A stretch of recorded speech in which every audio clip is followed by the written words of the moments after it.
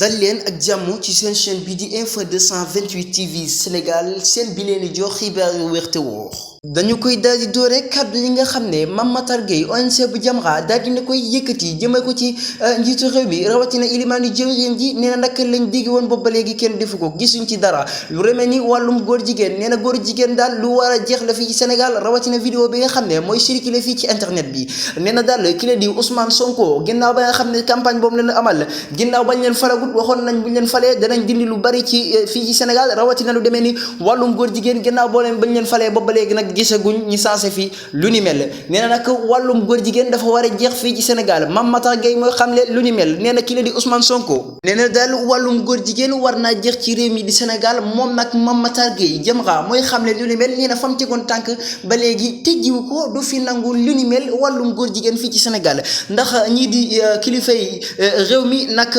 njiitu réew mi fi nekkoon Macky Sall gannaaw la mu fi doon doxal boobu ba léegi moom la ñuy continuer waaye loolu moom Matar Gueye Jamra nee na du ci nangu benn yoon fam tegoon tànkam ba léegi tegiwu ko ki la di njiitu ONG bu Jamra Mame Matar Gueye mi nga sàkku ci njiitu réew yi mu daal di fiy dindi mbirum ngóor jigéen fii ci Sénégal nee na daal dige bor la waaye boo ko jëfee gor nga ne gannaaw bu ñu xoolee ay vidéo ñoo ngi circulé ci internet bi ci wàllu góor jigéen te loolu war naa jeex ci Sénégal ndax Sénégal am na beneen nguur gu bees goo xam ne ñi ngi liggéey goo xam ne war nañoo sensé lu bëree bëri fii ci Sénégal Mame Matar Gueye Jamra mooy xam ne lu ni mel nee na mi ngi sàkku ci njiitu réew mi rawatina ci ilimaanu jëwriñ ji mu daal di fiy dindi li nga xam ne mooy wàllum góor jigéen ba mu jeex tàkk ci Sénégal ndax moomu nee na fam tegoon tànk ba léegi ma nga fa dawul daayul kon mbokk ñi ngi leen jox dig daje di leen jaajëfal ba beneen yow mi seetaan suñu vidéo ba noppi abonné ngir dolli ñu sens ñi gën a jëm ca kanam bësal kolos bi dara bañ laa raw waaye commentaire ndax mbir mi gën a am fayda.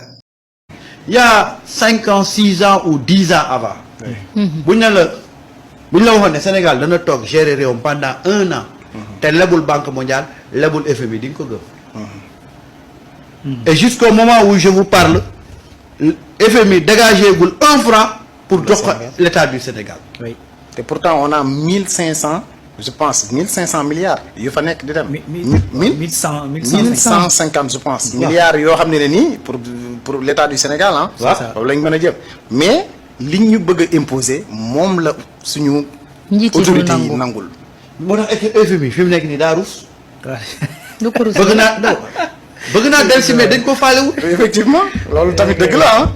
dëgg la de. c'est-à-dire que gis nga Sénégal malheureusement.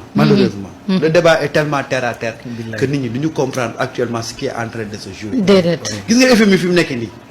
ah bu ko Sénégal ne woon xoolal bor bi nga ma war a li nga ma waroon lebal ren déwén ak at ñetti at yi di ñëw jox ma ko mu taxañ ko yëpp ñëw indi ko jox ko Sénégal. Aujourd'hui FMI a envie que le Sénégal tape ci buntam. sur sa porte, oui. Parce que le Sénégal a réalisé